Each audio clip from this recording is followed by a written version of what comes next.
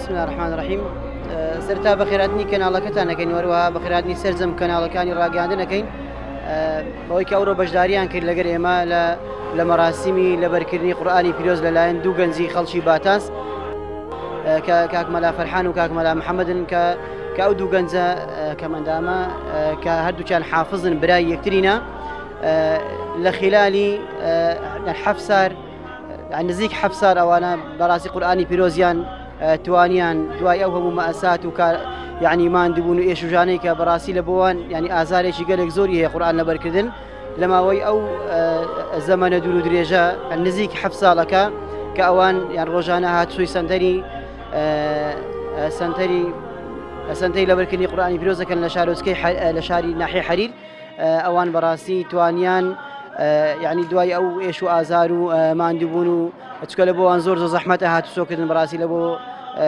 هاتوچۆکردن لە بۆ سنتەری قورئان لەبەرکردن وەروەها وێڕای دەستخۆشیمان لە هەموو مامۆستا و هاوکارانەی کە بوونەتە هاوکار لە بۆ ئەو هەردوو مامۆستا بەڕێزەی. ئەمن ناوم محەممەد باندر خدرە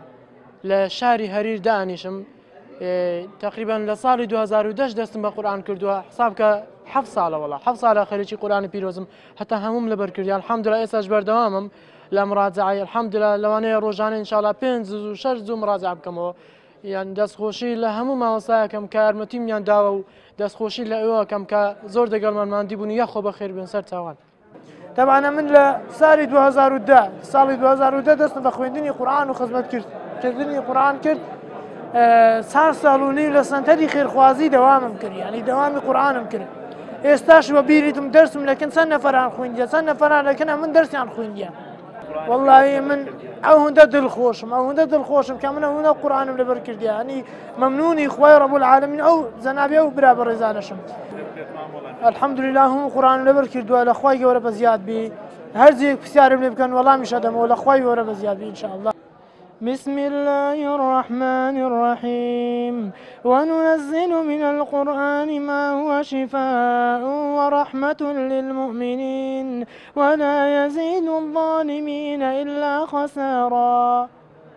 بسم الله الرحمن الرحيم إنا نحن نزلنا الذكر وإنا له لحافظون صدق الله العظيم. ئامادە بوانی خۆشەویست ئەمڕۆ ڕۆژی پێنجشەممە 12 شەوال ساڵی 1438 هیجری بەرامبەر بە 6 حوتی 2017 زاینی لە شارەدەی باتاس لە شارۆچکەی باتاس بە ئامادەبوونی خەڵکێکی زۆر وەروەها کەناڵەکانی ڕاگەیاندن ئاهەنگێکی خنجیلانە و قەشەنگ ساز ئەکرێ بە بۆنەی لەبەرکردنی قورئانی پیرۆز لەلایەن دوو برای خۆشەویست و بەڕێز کاک مەلا محەممەد و کاک مەلا فەرعان لە گوندی باتاس بەو مناسەبەیەوە ئەم ئاهەنگە قەشەنگە سازەکرێت. بەڕێزان و خۆشەویستان بە ناوی ئەوانەوە بە خێراتنێکی گەرمی گشتمیوانە بەڕێزەکان و کەناڵەکانەکەین وەروەها بە ناوی ئێوەشەوە پیرۆزباییەکی پڕبەدڵ لە هەردوو گەنجی دەنگ زوڵاڵ ماندوو نەناس و تێکۆشەر لە بۆ قورئانی پیرۆز ئەکەین کە خوای گەورە بیکاتە بەرەکەتی دنیا و قیامەتیان. وەروەها بە خێراتنێکی گەرمی کەناڵەکانی ڕاگەیاندنەکەین وەکو کەناڵی ئاسمانی پەیام و وەروەها کەناڵی ئاسمان و کەناڵی لۆکاری سروشت و کەناڵی بانگەواز زۆر بەخێر بێن دەستیان خۆشبی بۆ پەخشکردنی ئەم مەراسیمە ڕەونەقدار و پڕشکۆدارە. ئێستاش باشترین دەست پێکە ئاهەنگەکەمانی پێ بڕازێنینەوە بریتە لە کەلامی خوای پەروەردیگار بەرنامەی ژیانمان قورئانی پیرۆز لەلایەن قورئان خوێنی دەنگخۆش و دەنگزوڵاڵ مامۆستا سەنگەر عەبدولقادر با بەڕێزیان بفەرموێ. أعوذ بالله من الشيطان الرجيم.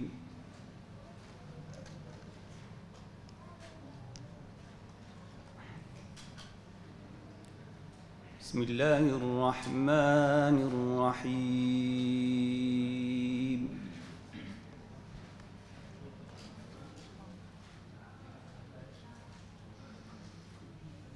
أفرأيتم ما تمنون أأنتم تخلقونه أم نحن الخالقون؟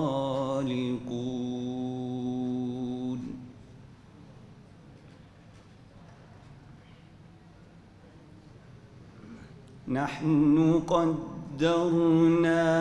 بينكم الموت وما نحن بمسبوقين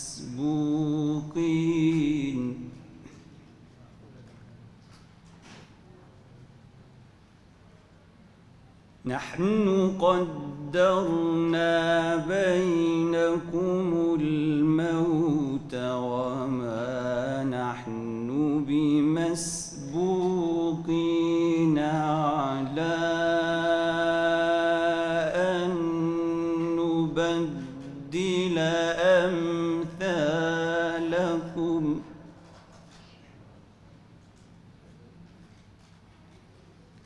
على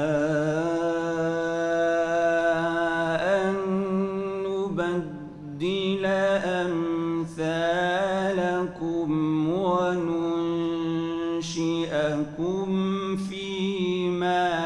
لا تعلمون.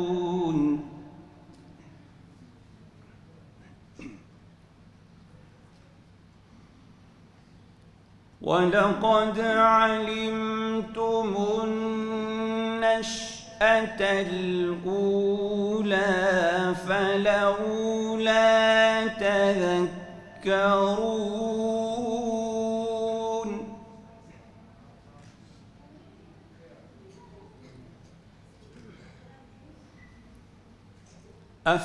أفرأيتم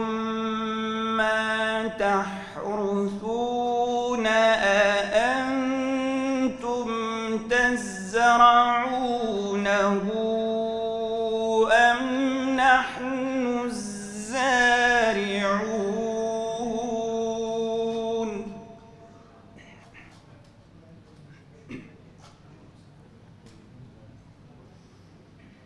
لو نشاء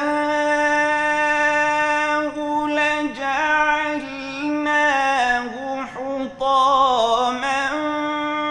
فظلتم تفكهون إنا لمغرمون بل نحن محرومون.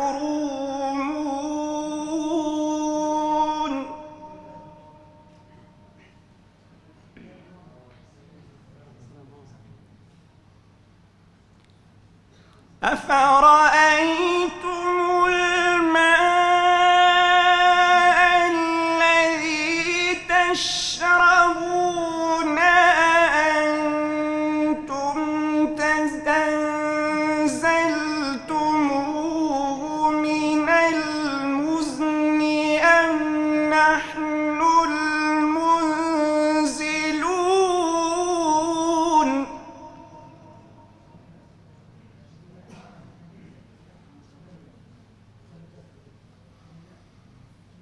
أأنتم أنزلتموه من المزن أم نحن المنزلون؟ لو نشاء جعلناه أجاجا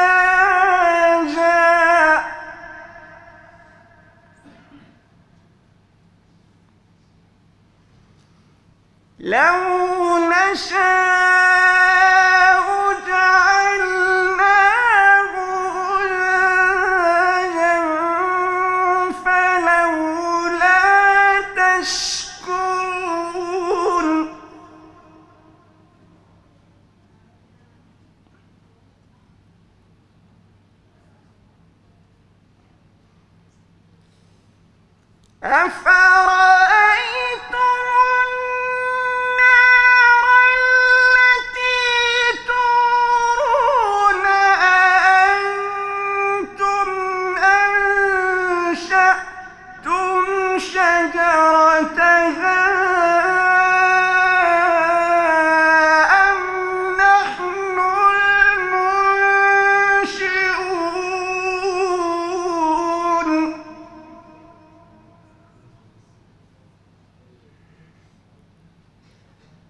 نحن جعلناها تذكرة ومتاعا للمقوين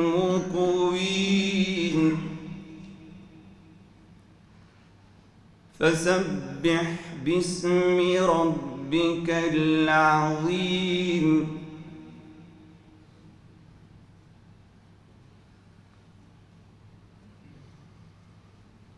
فلا أقسم بمواقع النجوم وإنه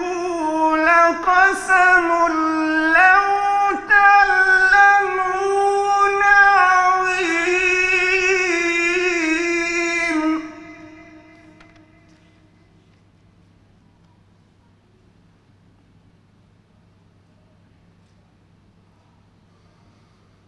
إنه لقرآن كريم في كتاب مكنون لا يمسه إلا المطهرون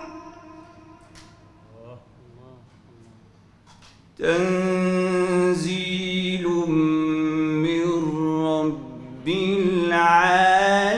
العالمين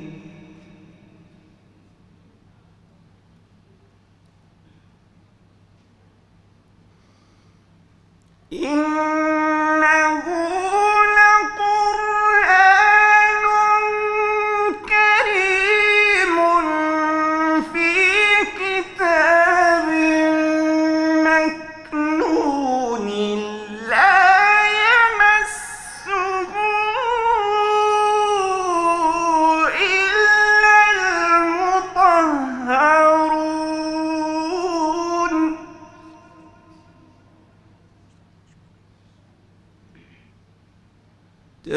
تنزيل من رب العالمين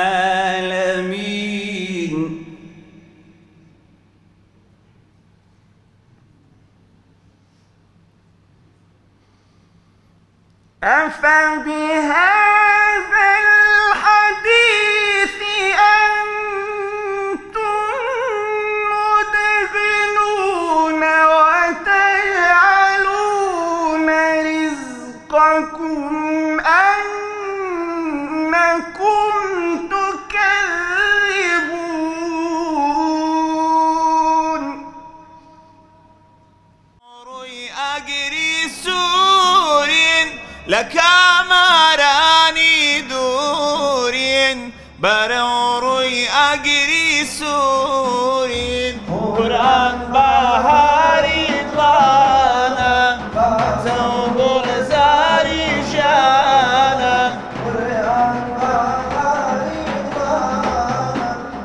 ثوب الزاري شانا زي بيرو دارونا دستور يا سيبونا زي بيرو دارونا دستور يا سيبونا هنا هالجيري أم قرآنا دارونيا أودانا هالجيري أم قرآنا دارونيا أودانا بعود لي قرآن بين نجاد شاد ما بين بعود لي قرآن بين نەژاد و شاد و مابین قورئان بەهاری دڵانە بەختە و گوڵزاریشانە قورئان بەهاری دڵانە بەختە و گوڵزاریشانە وزەی بیر و دارونە دەستور و یاسای بوونە وزەی بیر و دارونە دەستور و یاسای بوونە. والصلاة والسلام على حبيبنا وشفيعنا محمد وعلى آله وأصحابه ومن تبعهم بإحسان إلى يوم الدين. بإجازة ما مصاب رزق وشويستان بأدبنا لخدمتهم. إما نازانين كمسألة قرآن ئاهەنگ کردن بەبوونەی لەبەرکردنی قورئانی پیرۆز کە مەسئلەی قورئان هاتە گۆڕێ نازانین لە شوێوە دەست پێ بکەین. ئایا باسی نازلبوونی قورئانی پیرۆز بکەین و ئەو عەظەمەتە گەورەیە، یا ئایا باسی خوێندنەوەی پێغەمبەر بکەین صلی الله عليه وسلم و مشتاقێتی لە بۆ ئەو قورئانە و بە عەبدوڵڵای کوڕی مەسعود ئەفەرمێ اقرأ علي القرآن قرآن بسر بخوينا أفرمي أقرأ عليك وعليك أنزل يا رسول الله من قرآن بسر تو دا بخوينا ملكات قرآن حضرت جبريل بسر تو دا بخوين دو خواي جورا لدلو دروني تو زيجيري كدوا قال إني أحب أن أسمع من غيري فرمي من حزكم لغيركم جمل قرآن بآية باسي أوانبكم أفرمي فقرأت عليه سورة النساء حتى جئت إلى هذه الآية فكيف إذا جئنا من كل أمة بشهيد وجئنا بك على هؤلاء شهيدا أفرمي وآياتنا لسر خذنها تاجيش ما ويك خواي جورا فرمي هر پیغمبركم كنار دو دبي شاهد بي لسر أمتي خوي أتو شاهد لسر أمتي خود أي محمد صلى الله عليه وسلم أفرمي قال حسبك الآن بمني فرمو بس فالتفت إليه فإذا عيناه تذرفان تماشى دكم پیغمبر قرياو عليه الصلاة والسلام بكولانان داتي قريبي پیغمبر عليه الصلاة والسلام جويل دنجي قرآني أصحابه به دانشتو جوي راقرتو پیغمبر عليه الصلاة والسلام آية باسي أوان بكين يعني باسي خزمت كاركاني قرآن بكين كأو قرآن بيروزا تندي خزمت كارهن تندي خلق هن تندي لشكري قوري درس كردون هر كاتي قرآني بيروز هات بقت درجة أوي توشي خلق توشي هجر ببي بش لقرآن كردن ببي يكسر خلقانك دبيني لشوين شي وكو باتاس ولا شوين شي وكو سوران ولا شوين شي لأمريكا لأوروبا لروسيا لا لو شوينانيك هجر قرآن كراوي يكسر مجموعة فيدادة بالدفاع لقرآن بيروز دكنو يان بدنجا كان ين وكو عبد الباسط ومنشاوي ورفعته أوانا ياخذ بخدمة كردني دفاع كردن لقرآن بيروز يان بنوسين يشتي عجائب وكو متزلي هيفو وكو أو متزلانيك إعجاز علمي بحر شوي كبي تماشدك إلى همو سردمو كاتو ساتك دا قرآني بيروز لشكري شي قوري درس كردوا ديارك كاكملا فرحان وكاكملا محمد خواي قورة توفيق يا مدى يا ربي أوانا جبون بخدمة كاري قرآن ولشكري قرآن همو من لشكري قرآن وحديثي بيغمبري صلى الله عليه وسلم بلام كامي عن زياتر بخويني وتطبيقي بك وتدبر بك وفكر كاتو وحكمي في بك أوانا ذكر لله إخوة رب العالمين برزانم تنها هاتوين لو أهنقدا بأيوي برز بلين فضلي أو كسانيك قرآن لبردكن وأو كسانيك قرآن دخوينين أو بس كبيغمبر بفرمي صلى الله عليه وسلم كإمام عثمان نجرته فرمي خيركم من تعلم القرآن وعلمه باشترين كسل أيوة أو كسين كخلشي فيري قرآن دكن وقرآنش فير دبن يعني استال لا ناحية حرير أفضل إنسان لكن خواي جورا لو مزال دا لمزال قرآن وكو خدمت كاراني قرآن أواني سنتريان كردوتا وما مصاب رزاني درجاي مزجوتا كان ينكردوتا أواني دز بسري من دالكان دادين أواني ديان هن مزجوت أواني قرآن يان بيدلين أواني بوخوان قرآن دخلين بخلشي دلين أواني جورتين إنسان لله خوي رب العالمين دوهم هاتين بأوي برز بلين أواني كقرآن دخوينن أواني كحافظ القرآن أواني زيشي خوي جورن پیغمبر فرمي صلى الله عليه وسلم أفرمي أهل القرآن أهل الله وخاصته أواني أهل القرآن هم كسك خزمك سوناس يارو دوستو نزيكي هن بلام نزيك كاني خواي جورا أوانا كوا أهل القرآن تا قرآنش لبرنكي ناتواني زور بخويني چون كان عندك زارا شحن ديت أخواري عندك زارا مصحف للانية هر زاري توش مشكلة يكدبين همو بطلكاني دنيا همو بالوانكاني دنيا خوان مشهور دبن كس باوكو دايشان مشهور نابي بلام حافظ القرآن كان أهل قرآن پیغمبر فرمي صلى الله عليه وسلم لميداني محشرة لو كاتي كوا ئینسانەکان پێویستیان بەوەی هەیە مەشهور بن لەکن خوای گەورە ناویان بخوێندرێتەوە ئەوانەی دایک و بابی قورئان خوێنانن تانزێکیان لە سەرسەری دادەنێت ئەو تاجە ئەگەر هەموو دنیا کۆ بکەیتەوە بە مجەوهراتەوە بە بانقیەوە بە هەموو شتەوە بەس ئەو تانزەی ناینیکە ئەو تازیکە لە سەرسەری دایک و بابی قورئان خوێنان دادەدرێت خوای گەورە لەوانمان حسابکە یا ڕەبی هاتوین بڵێن پێغمبەر فەرمووی صلی الله علیه وسلم ئینسان ئەگەر مرد هەموو شتێکی قەطع دەبی تەنها سێ شت نەبی یەک لەوانە ئەو عیلمیەکە لە پاشی بەجێ دەمێنیکە و قورئانی بە خەڵکی گوتووە ئیمامی فەخری ڕازیە فەرمێ زۆر سەرتا ناشین ئەفەرمێ نەمبینیوە لە ژیان هیچ کەسێکم نەبینیوە مەشغولی قورئان بێ فەقیر بوو بێ هەرچی مەشغولی قورئان بووە هەر هەمووی دەوڵەمەند بۆ خوای گەورە دەوڵەمەندی کردووە کەواتە قورئان مەخرەجە قورئان سەبەبی ئەوەیە ئینسان دەربچێ لە مصیبەتی فەقیری لە مصیبەتەکان لە ناخۆشیەکان بەڕێزانم بەڵام قورئانی پیرۆز هەندێک شەرت و شروعی هەیە دەبێ ئینسان بە ئەدەبی بەرامبەر قورئانی پیرۆز نابێ قورئان دابدرێت لەسەر زەوی نابێ ئینسان قورئان بێڕێز بکە و نابێ قورئان خوێنان بێڕێز بکەن و لە زانایەکیان پرسی چەند ختمان دەکەی فەرمیێم سێ ختمان دەکەم جێ بدەنێ شتە عەجایبەی فەرمی ختمەکەم هەیە بەس لە بۆ خێری حرفەکان کە پێغمبەر فەرمی صلی الله عليه وسلم خێری هەر حرفێکی دەخێرە إني لا أقول ألف لام ميم حرف ولكن ألف حرف ولام حرف وميم حرف ألف لام ميم حرفێک نییە فەرمی لە سێ ڕۆژە ختمەشی دەکەم فەرمی ختمەکەم هەیە نیوەی ژیانم ئێستا گەیشتومەتە نیوەی ختمی تەدەبور و فکر لێکردنەوەمە فەرمی ختمێکی دیکەم هەیە هێشتا بەشێکی زۆر کەمم لەو ختمە خوێندووە گوتیان چێ فەرمی ختمی تەطبیقکردنی قورئانە لە هیچ ئاەتێکی قورئان تێ ناپەڕم هەتاکو تەطبیقی نەکەم کەواتە خۆشەویستان ئەو قورئانە پیرۆزە خوای گەورە فەرمێ کتاب أنزلناه إليك مبارك ليدبروا آياته وليتذكر أولو الألباب أو قرآن بركة أجر بيخويني أو قرآن لبري بكي بركة أو قرآن حفظ بكي بركة أو قرآن بودايك باوكت بركة بو مجتمعت بركة لبركردني قرآن للان أو دبرا برز بيمان ضلي ناحية حرير هجري قرآن ينكردو إن شاء الله بفضلي باش فضلي خواي ورا بفضلي أو ما مصاب الرزاني كخريج خدمتي قرآنا چونکە خوای گەورە فەرمێ پێغەمبەر شکایەت دەکات صلی الله عليه وسلم لە قیامەتە فەرمی یا ربی إن قوم اتخذوا هذا القرآن مهجورا خوای جان قومی من پشتیان لە قورئان کردبوو ابن القیم جوزی فەرمێ ڕەحمەتی خوا لێبی هەجری قورئان ئەوەیە پشتی تێبکەی نەیخوێنی یان پشتی تێبکەی فکری لێ نەکەیەوە ئەو کەسانەی سەعاتێک پێشنوێژی بەیانی هەڵناستن ئەهلی علمن قورئان بخوێننەوە بە حەیاتی خۆ تەدەبوریان لە قورئان نەکردووە و فائیدەیان لە تێنەگەیشتون لە قورئانی پیرۆز هەر کەسێک سەعاتێک پێشنوێژی بەیانی هەڵنەستێتەوە فکر لە قورئان نەکەتەوە لە قورئان خوێنەکان ئەوانەی شارەزە و ئەهلی علمن نە طالب العلم نە قورئان خوێنێکی متەدەبرە کەواتە بەڕێزان و خۆشەویستانم خوای گەورە فەرمێ ئەولو الألباب يعني أصحاب العقول عاقلەکان بیر لە قورئانی پیرۆز دەکەنەوە بەرەکەتی قورئان وەردەگرن مامۆستاک فەرمووی لە کەنەدا بووم لە ویلایەتی متحیدەی ئەمریکای گوتی پیرەژنێک هات گوتی مامۆستا زەحمەت نەبێت و مامۆستا فلانی قورئانی بە خەڵکی دەڵێ گوتم بەڵێ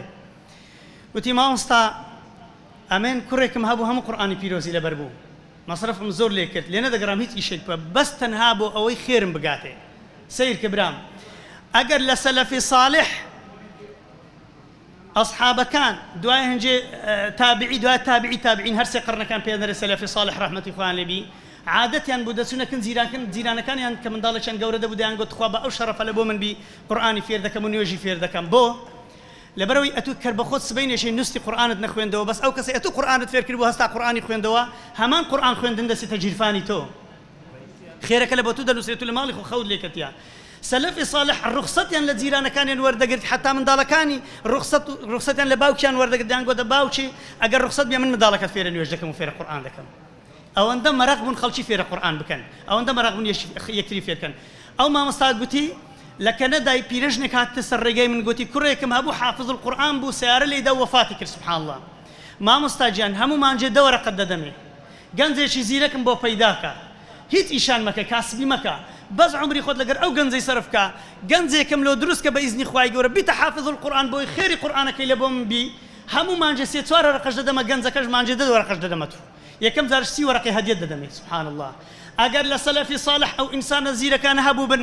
ئەو ئولو الئەلبابانە هەبوو بن فکر لە قورئان بکەنەوە خزمەتی قورئان بکەن ئافرەتێکی ئەمریکی ئەگەر تۆش پشت لە قورئان بکەی لەشکری قورئانە و خزمەتی قورئان دەکە و فکر لەوەی دەکاتەوە بە ماڵ و پارەی خۆی نقلدوا زر بخو كردنو سفر وسياحة وأنا دقري جنزك ببيني تو قرآن بخوينيت وخير لبو بيرجني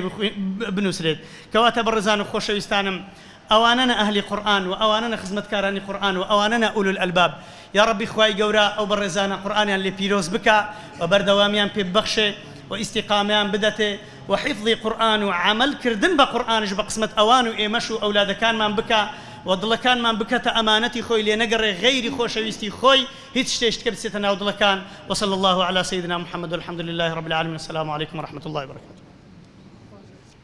خواي جورا جزاي بريز مامۆستای بەڕێز مامۆستا دکتۆر ئەحمەد سۆفی بداتەوە بەوتە بەنرخەکانی بەڕێزان خۆشەویستان ئێستاش ئێوە و وتەیەک لەلایەن بەڕێوبەری سەنتەری فێرکردن و لەبەرکردنی قورئانی پیرۆز لە هەریر لەلایەن بەڕێز مامۆستا مەلا وەعدوڵڵا با بەڕێزیان بفەرمێ.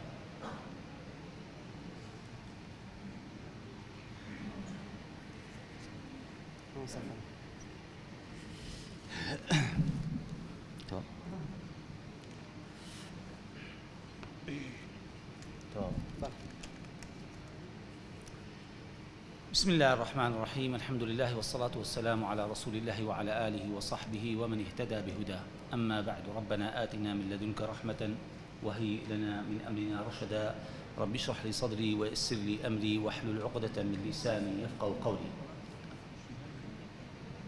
ما مستاني بريزو خوشويس ريسبيانو بياو معقولاني أو مزقوتو میوانە بەڕێزەکان بە تێکڕای خوشک و برایانی بەڕێز و خۆشەویستن خی گەورە پاداشتی خێری یەکەیەکتان بداتەوە ئەو مادیبوونەی کە چێشتوتان هاتوون لێر دانیشتوونە بۆ گەورەترین ئاهەنگ کە دەڵێم لەبەر ئەوەی قورئان گەورەترین کەلامە ئەو ئاهەنگەش گەورەترین ئاهەنگە. ئازیزانی خۆ خواهي قولة جل جلاله كقرآني بجبريل أمين عليه السلام نازل كرد بوبا قوري هم ملائكتان وهو القرآن وكاتك پیغمبر إخوة عليه الصلاة والسلام قرآني بوهاد بو قوري سيد الأولين والآخرين وسيد المرسلين بقرآن وبو أمتكشي كدابزي بو خير أمة أخرجت للناس قوري هم أمتان ولما نجي رمضان كدابسي بو قوري همو مانقان شهر رمضان الذي أنزل فيه القرآن هدى للناس وبينات من الهدى والفرقان ولا شوي قدر كدابسي بو قوري همو شوال تنيا بقرآن وأوكسيك أخوا بيددا قرآن كلبردك آيات أخوين تو عمل بيدك دبيت تساكترين مروف بنص حديث پیغمبر عليه الصلاة والسلام كده فرمي خيركم من تعلم القرآن وعلمه خيركم يعني تساكترين مروف بس بقرآن برزان قرآن قورية لهذه كشي برسين دست راستن پیدا بسين تاده قوي دست سفر هم ما درن بلي او دستي شي بيو دغري قورة دبي دەتەوێت گەورە بی بە قورئان پاکە ئەوەی دەستی پێوەبری پاک دەبێت. اینجا ئازیزانی خۆم فەزیلەتی قورئان ئەو فەزیلەتە تەنیا دراوە بە ئێمەی مرۆڤ بە ئومەتی محەممەد صلی الله عليه وآله وسلم حتى مەلایکەتانی خوای ئەو فەزیلەتیان پێ نەدراوە. وەکو مامۆستای خۆم و خۆشەویستم شيخ القراء دكتور أيمن رحمتي خوالي بخواتمين درجكا لوصيتك بوشي بازدكا دا فرمي فضيلتي خوينوي قرآن تنيا بإنسان دراوة واتا ملائكتك البش خوينوا يكفي ديان لبو نامس خير بس لبو إنسان لبو مروبا لو قولت تسهي أزاني خو إنزا بتايبتيش أو خلقيك ليلة دانشتوا لخشكو براني بريزم كجوان لمنها ئەوە لە دنیادا ئەی لە دوا ڕۆژدا ئەو کەسەی کە منداڵێکی خۆی لەبەر قورئان دادەنێ بە خۆی و بە منداڵەکەی خۆی لەگەڵ قورئان مانی دەکا جا بە حفظکردن بی بە خوێندنەوە بی بە تەفسیر بی بە عەمەل پێکردن بی پێغەمبەر عەلەیهی سەڵات وسەلام لە نەسی حەدیثی صەحیحدا دەفەرمی ڕۆژی قیامەت خوای گەورە تاجێکی ویقار لەسەر سەری ئەو دایک و بابانە دادەنێ کە منداڵی خۆیان لەبەر قورئان داناوە تایبەتە بە دایک و بابێک کە منداڵی خۆی لەبەر قورئان دانا فێری قورئان دەکا فێری حفزی دەکا فێری تەفسیری دەکات دەفەرمی ئەو تاجە ئەگەر بێتە سەر دنیایەوە ڕووناکایی ئەوەندە بە قووەتە ڕووناکایی ڕۆژ دەکوژێتەوە لە ڕۆژ بە قووەتترە بە نەسی حەدیث صەحیح پێغەمبەر عەلەیهی سەڵات وسەلام ئەوەش تایبەتە بەچێ بەس بەو بابووداکانەی کە منداڵی خۆیان لەبەر قورئان دادەنێن هیچی دیکە نا ئازیزانی خۆم من موژدە دەدەم بەو دایک و بابەی کە ئەو دووڕۆڵەیان 4 ساڵ و نیوە لە سەنتەری ئێمە بەردەوام بووینە کەچی دوو چاویشیان خوای گەورە لێستاندینەوە لە دنیادا و داواکارم لە خوای گەورە لە ڕۆژی قیامەتدا بۆیان تەعویز بکاتەوە لە بەهەشدا بە چاوە کۆرەکانیان هاتینە سەنتەر ئەوە حوجەیە لەسەر من و تۆ ئەوەی کە جوای لێ منە ئەوانەی کە خوا ئەو چاوەی لەوان نەستاندیتەوە لەوان ستاندیتەوە ئەو جار لە بۆ خزمەتی قورئان وا دەکەنێ ئەی ڕۆژی قیامەت ئەوە حوجە نییە لەسەر ئێمە حوجەیە لەسەر ئێمەش دەیبا لە ئێستاوە بڕیار بدەین شەرت نییە ئەوەی کە لێرە نییە لە شوێنێکی دیکە لە هەر شوێنێکای ئەگەر ناشتوانی بچێ سەنتەرێکە لە سەنتەری قورئان بڕۆ لە ماڵی خۆتەوە خۆ دەتوانی ئەو ڕۆکە وەسایل و تەکنەلۆجیای نوێ هەیە دەتوانی خزمەتی قورئان بکەی بەدەیان قاری لەسەر مۆبایلەکەی خۆت دەتوانین دانەی گوێ بگری قورئانی ڕاستکەیەوە لەبەرکەی حفزکەی بە هەر شێوەیە کات دەوێت اینجا من نامەوێت زیاتر درێژە بە قسەکانی خۆم بدەم سەرتان بێشینم بەڵام تۆزێک بە کورتی باسی سەنتەر دەکەم سەنتەری ئێمە و ئەو دوو برا بەڕێزەش کە ئێستاکە بوونە سێم حافظ لە شارۆچکەی هەریر سەنتەری ئێمە ئەوە دوو یەکەشیان پێشوی بوونە سێ و پێنجی دیکەش لە ڕێگادانە ئەگەر خوای گەورە تەمەنمان درێژ بکە من وعدمدایە ئەگەر کراسەکەی بەرە خۆشم بفرۆشمەوە ئامادەمە تەصحیح بە هەموو شتێکەدەن لە پێناوی قورئان اینجا ئازیزانی خۆم طبعا سەنتەری ئێمە لە ساڵی 2013 یەکی ڕەمەزانی ساڵی 2013 لە ڕێگای وەزارەتی ئەوقاف و کاروباری ئاینی حکوومەتی هەرێمی کوردستان ئیجازەمان وەرگرتیە کردومانەتەوە طبعا کە ئیجازەشمان وەرگرتووە هەموو شتێک لەسەر ئەرچی خۆمان بووە حکوومەت نییە هەمووی لەسەر خۆمان تەنیا ئیجازە ئەو دەدات بەڵێ ئەوە لەو کاتی وە تا ئێستاکە طبعا ئێمە زیاتر لە 120 تەڵەبەمان هەیە بە هەردوو ڕەگەزی نێر و مێ اینجا ئەو دوو برا بەڕێزەی کە ئێستاکەش دەوام دەکەن طبعا 4 ساڵ نیوە دەوامی سەنتەریان کردووە سەنتەرەکەشمان بە 6 قۆناغ تێدەپەڕی هەر قۆناغێکە 5 زوو لەبەر بکات هەر قۆناغێک 5 زوو ئەو قۆناغی کە لەبەری کرد 5 زووەکە دەستە قۆناغی دووەم بەڵام پێشەوەی وێستە قۆناغی دووەم و سێم و چوارەم و پێنجەم شەشەم دەبێت ئیمتیحان بکرێت ئیمتیحانەکە دەربچی دەرەجەکەی تەسبیت دەکرێت ئەو کات دەستە قۆناغەچی دیکە ئەگەر نابستە قۆناغی دیکە یعنی شتێکی ڕۆتینی نییە ئەوها دوای ئەوەشدا ئەو دەرەجانە هەمووی تەسبیت دەکرێن دادەنێت لە سزلێکە لە کۆتاییدا کاتێک کە قورئانەکەی ختم کرد لە قۆناغی شەشەمەوە حفزی کرد تەواوی کرد ئیمتیحانێکی هەموو قورئانەکەی دەکەین ئەگەر دەرچوو ئەو کاتی ئیجازەی دەدەنی ئیجازەکەی ئێمەش تەنیا ئیجازەی حەفس عن عاصم تەنیا ئەوەیە ئیجازەی دیکەمان نییە ئەو ئیجازەی دەدەنی بەڵێ دوای ئەوە ئەو دوو برا بەڕێزانەمان کاک مەلا محەممەد و کاک مەلا فەرحان کە خەڵکی باتاسن ئەو قۆناغانەیان بەسەر کەوتووی الحەمدوللا بڕیون ئیمتیحانشمان پێکردون دەرەجەکانشیان ماون و لە چاردەی ئەو مانگەش چاردەی هەفتیش دامان ناوە بڕیارمان داوە ئیجازەیان پێ دەین و وەلەو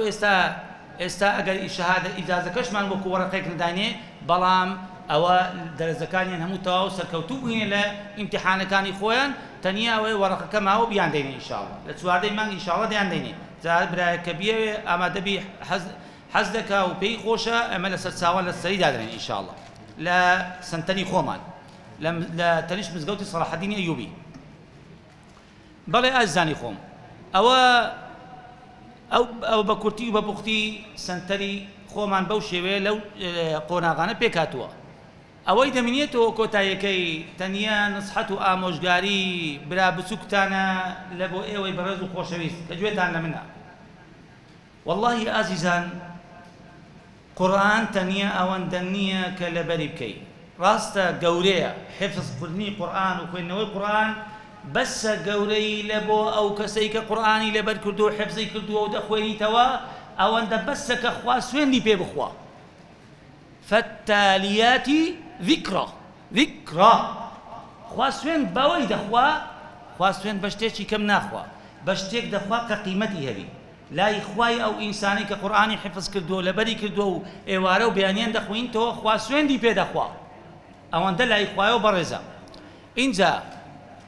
ئەوەندەش بەس نییە کە قورئان خوێند و حفظت کرد و لەبەر کرد، بەڵکو دەبێت بەردەوام بی لەگەڵی. اینجا عەمەلیشی پێ بکەی، کاریشی پێ بکەی. ئەجینە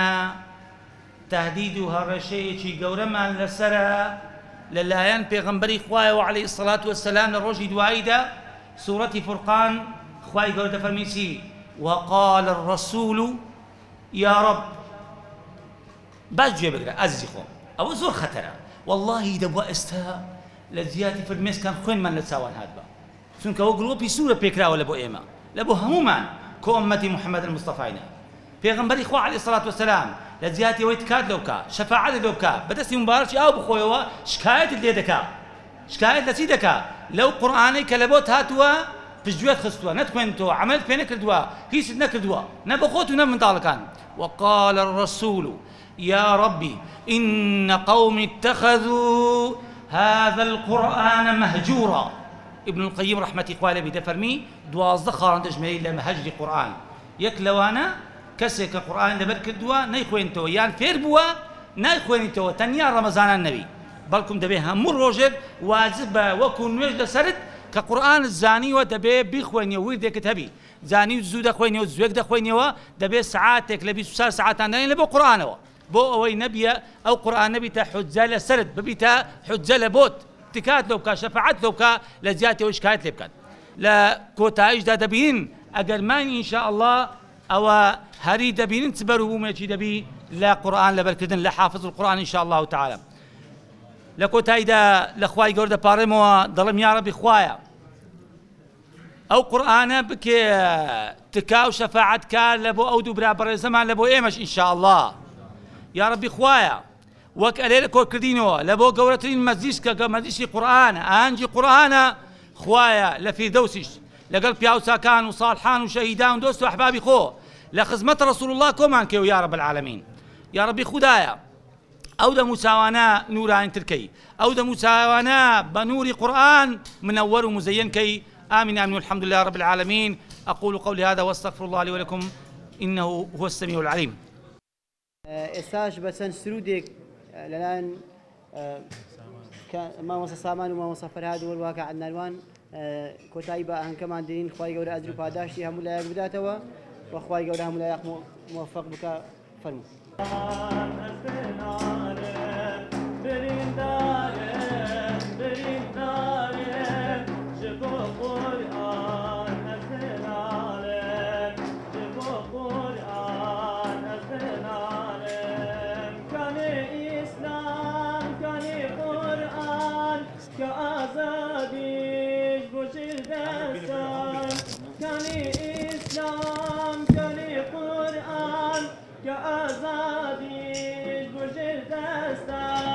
أجل